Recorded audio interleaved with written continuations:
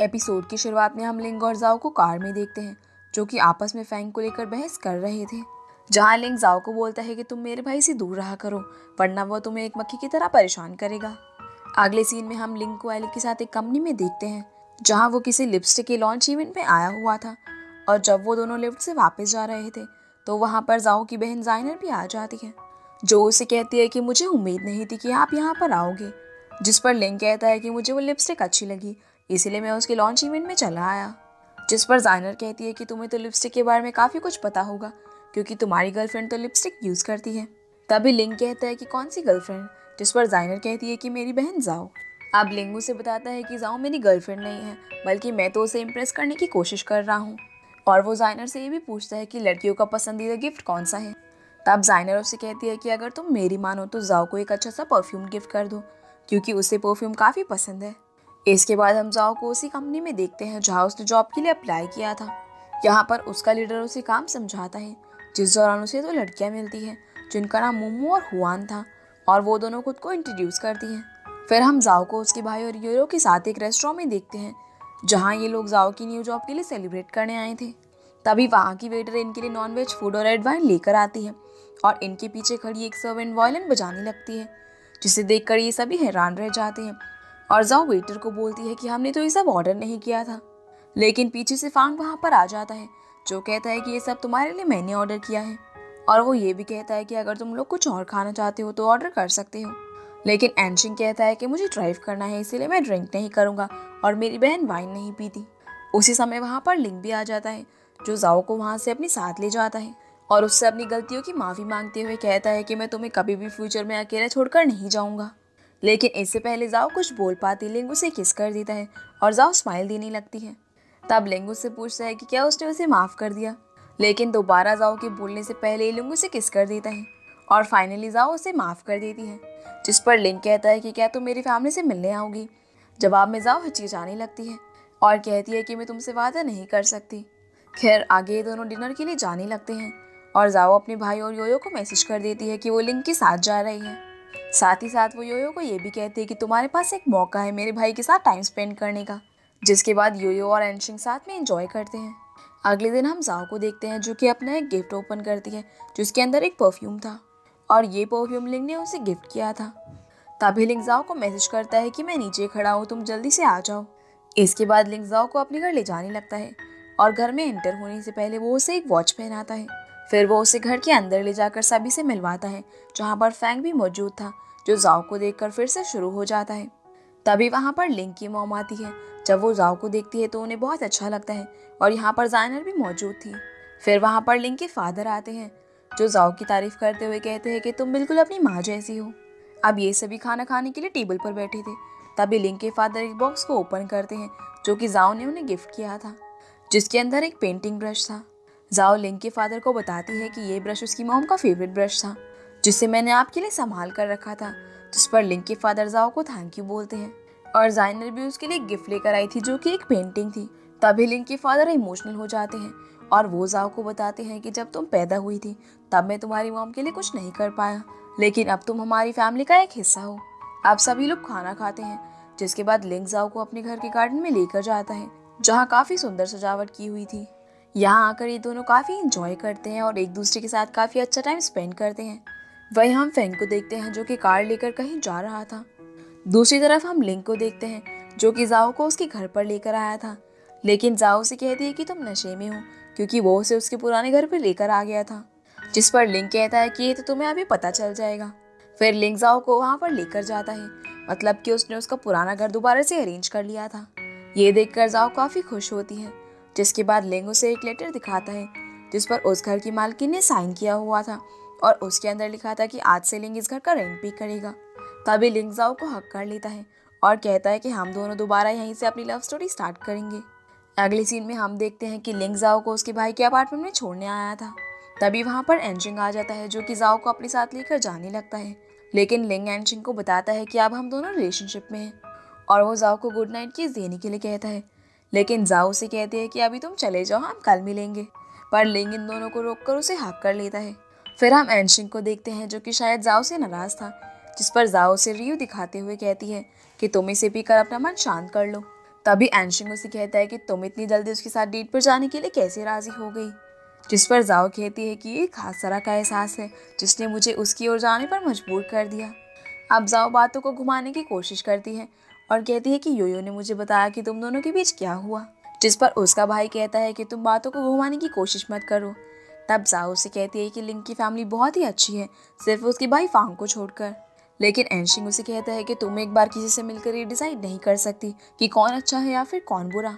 फिर वो कहता है कि अगर तुम्हें लिंक के साथ रहना है तो मुझसे एक वादा करना होगा कि अगर लिंक ने तुमको कभी धमकाया या परेशान किया तो तुम्हें मुझे ये बताना होगा, क्योंकि मैं ये सब सहन नहीं करूँगा। और ये सुनकर जाओ काफ़ी खुश होती है। जिसके बाद वो कहती है कि मैं अपने पुराने घर वापस जाना चाहती हूँ। तब एनशिंग उससे सवाल करता है कि उस घर के मालिक ने तो तुम्हें वहाँ से निकाल दिया था। जिस पर जाओ जवाब देती है कि उस घर का ओनर चेंज हो गया है, जो कि मुझे रूम देने के लिए रेडी हो गया और मैंने उससे एक एग्रीमेंट भी साइन करवाया है कि वो मुझे घर से नहीं निकालेगा। अगले सीन में हम जाओ को उसके पुराने घर में देखते हैं जहाँ वो अपना सामान सेट कर रही थी और यहाँ पर एली भी मौजूद थी जो कि उसकी मदद करने के लिए आई थी। और काम खत्म होने के बाद वो वहाँ से चली जाती है। इसके बाद हम जाओ को उसकी कंपनी में देखते हैं जहाँ जाओ अपनी मीटिंग अटेंड कर रही थी। इसी बीच जाओ उठकर सभी को अपनी एक स्टोरी के बारे में बताती है जिसका नाम था 9-हेडेड फिनोइक्स, जहाँ वो कहती है कि उसने एक स्टोरी के बारे में लिखा है जो कि ऑडियंस को काफ़ी पसंद आएगी। लेकिन हम देखते हैं कि उसका कॉन्सेप्ट किसी को खास पसंद नहीं आता, पर फिर भी वहाँ का डायरेक्टर कहता है कि अगर तुम कॉन्फिडेंट हो तो तुम ट्राई कर सकती हो। वही हम लिंक को देखते हैं जो कि कंपनी के बाहर जाओ का वेट कर रहा था। तभी वहाँ पर जाओ आती है जो कि लिंक को बताती है कि आज उसे ओवर टाइम लगेगा, इसीलिए मैं तुम्हारे साथ नहीं आ सकती। फिर वो वापस से अंदर चली जाती है और अपनी स्टोरी को लेकर वो सारी रात काम करती है।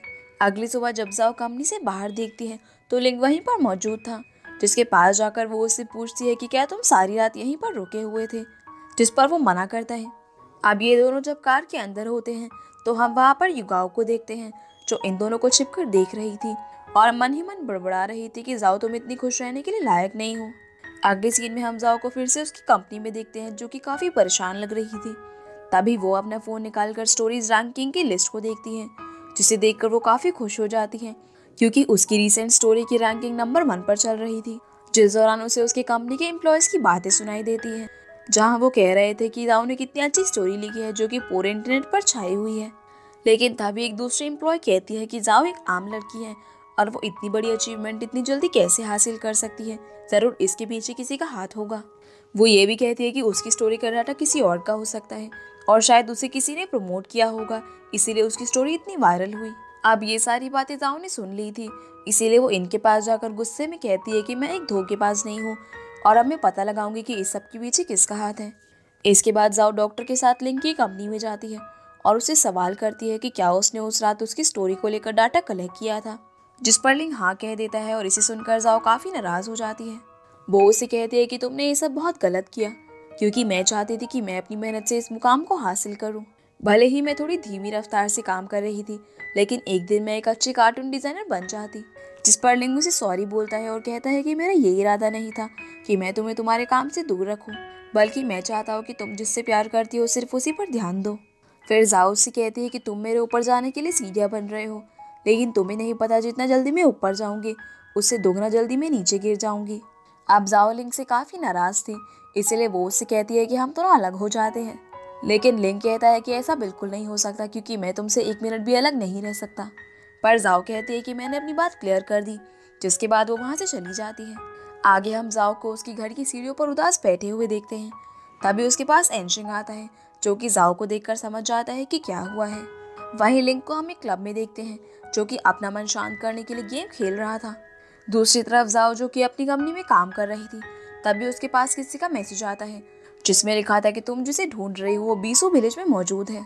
जिसे देखने के बाद जाओ तुरंत बीसू विलेज की ओर निकल जाती है और वो एनजिन को मैसेज कर देती है कि वो युगाओं से मिलने के लिए बीसू विलेज में जा रही है, इसीलिए तुम मुझे रात को लेने मत आना। जिसे देखकर एनशिंग उसे कॉल लगाता है लेकिन उसका फ़ोन बंद आ रहा था। वही हम लिंक को देखते हैं जो कि जाओ के इंतज़ार में कंपनी के बाहर खड़ा हुआ था, लेकिन कंपनी के एम्प्लॉयज़ उसे बताते हैं कि जाओ यहाँ से जा चुकी है और शायद वो अपनी किसी फ्रेंड से मिलने बीसू विलेज गई है। वही हम जाओ को देखते हैं जो कि अपनी लोकेशन पर पहुंच चुकी थी और वो एक घर के अंदर एंटर होने वाली थी, लेकिन हम देखते हैं कि उस घर के अंदर युगाओ एक स्टिक लेकर खड़ी हुई थी ताकि वो जाओ को मार सके। पर जैसे ही जाओ अंदर एंटर होने लगती है तभी लिंग वहाँ पर आकर उसे रोक देता है, जिसके बाद लिंग एक स्टिक उठाता है और ये दोनों घर के अंदर एंटर होते हैं। लेकिन घर के अंदर कोई भी मौजूद नहीं था, सिर्फ युगाओ का सामान पड़ा हुआ था। अब जाओ यहाँ से पैदल ही जाने लगती है, पर लिंग उसे कहता है कि गाड़ी के अंदर आ जाओ, लेकिन जाओ उसे मना कर देती है, जिस पर लिंग कहता है कि थोड़ी देर में बारिश आ जाएगी और तुमने व्हाइट शर्ट पहनी हुई है, और अगर तुम भीग गई तो सब कुछ विजिबल हो जाएगा। जिसे सुनकर जाओ गाड़ी में बैठ जाती है। अब कुछ ही देर में शाम हो जाती है और बारिश भी होना शुरू हो गई थी। तभी लिंग जाओ को कहता है कि मेरी कार में फ्यूल खत्म होने वाला है और पास में कोई फ्यूल स्टेशन भी नहीं है, इसीलिए हमें किसी होटल में रुकना होगा। वही हम एनशिंग को देखते हैं, जो कि जाओ को ढूंढने के लिए निकला था।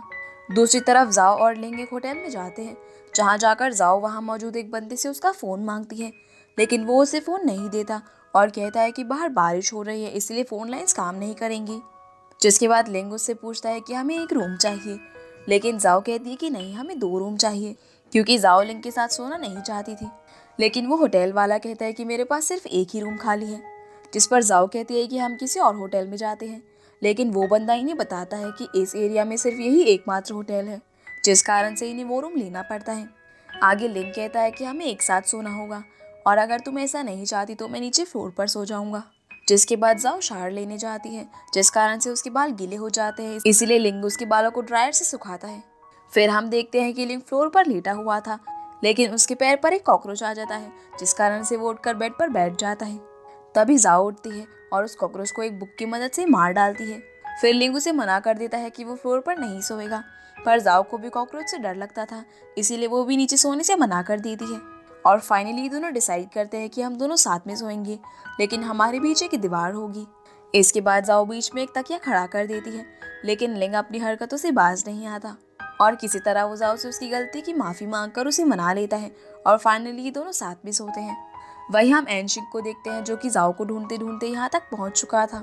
वहीं दूसरी ओर लिंग सो चुका था, लेकिन जाओ उसे टच करती है और उसे किस करके जगा देती है, जिसके बाद लिंग उसे दोबारा से किस करता है और ये एपिसोड यहीं पर ख़त्म हो जाता है। तो गाइस, ये थी आज की वीडियो, एंड आई होप आप लोगों को वीडियो पसंद आई होगी। तो वीडियो को लाइक कर चैनल को सब्सक्राइब जरूर कीजिएगा। तो आपसे फिर मिलते हैं अगले एपिसोड में, तब तक के लिए गुड बाय।